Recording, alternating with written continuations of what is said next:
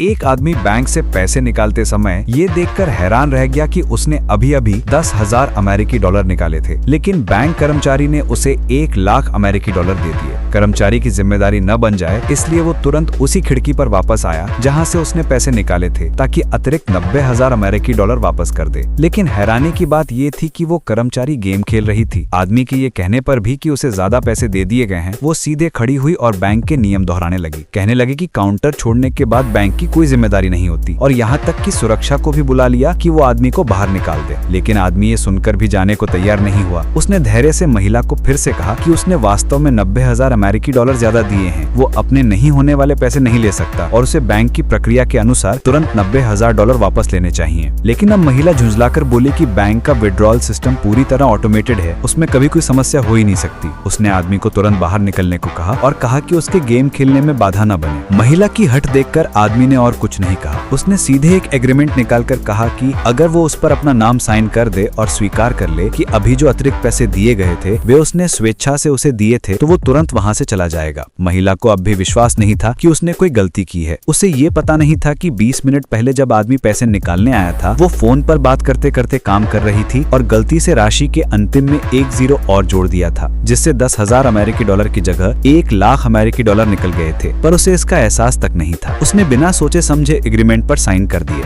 आदमी एग्रीमेंट लेकर बैंक से निकल गया और वो गर्व से दफ्तर में लौट आई। तभी एक और सहकर्मी भागते हुए आया और कहा कि 90,000 अमेरिकी डॉलर की कमी दर्ज हो गई है और बैंक अकाउंट चेक के दौरान ये सामने आया है। ये सुनकर महिला पूरी तरह स्तब्ध रह गई। अगर आप जानना चाहते हैं कि बाद में पैसे वापस मिल पाया नहीं, तो कृपया मुझे सब्सक्राइब करें।